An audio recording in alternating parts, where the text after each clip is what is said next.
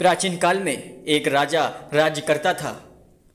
राजा दिन भर काम में लगा रहता था, बेटी की ओर ध्यान नहीं देता था। इसी वजह से राजकुमार बुरी आदतों में फंस गया।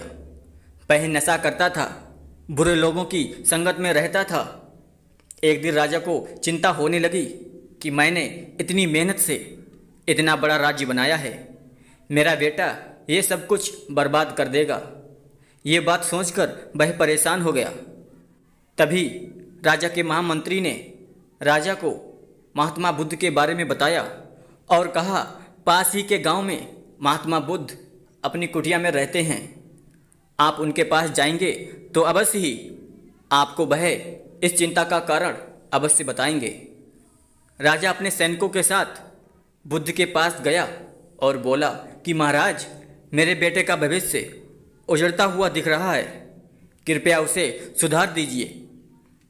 तभी बुद्ध ने कहा कि राजकुमार को मेरे पास भेज देना। अगले दिन राजा ने बेटे को बुद्ध के पास भेज दिया।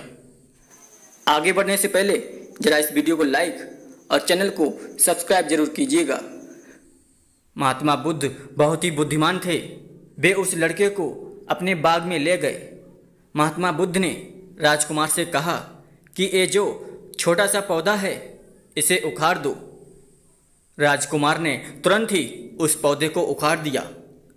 इसके बाद बुद्ध ने उसे बड़ा पौधा उखाड़ने के लिए कहा। लड़के ने थोड़ी ताकत लगाकर उसे भी उखाड़ दिया। राजकुमार को समझ नहीं आ रहा था कि गुरुजी ऐसा क्यों करवा रहे हैं। इसके बाद बुद्ध ने एक बड़े पेड़ की ओर इशारा करते हुए कहा कि अब इसे उखाड़ दो। राजकुमार ने बहुत कोशिश की, लेकिन पेड़ नहीं उखड़ा। उसने महात्मा बुद्ध से कहा कि भगवान, इस पेड़ को उखाड़ पाना असंभव है। तभी बुद्ध बोले, ठीक इसी तरह हमारी बुरी आदतें होती हैं।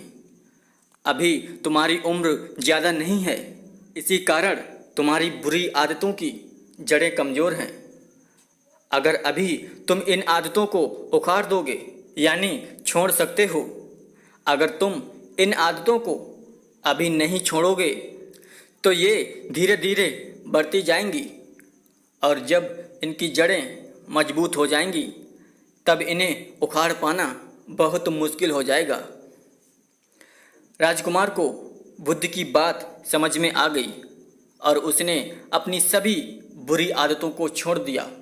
दोस्तों, इस कहानी से हमें ये सीख मिलती है कि हमें अपनी बुरी आदतों को जल्दी से जल्दी छोड़ देना चाहिए।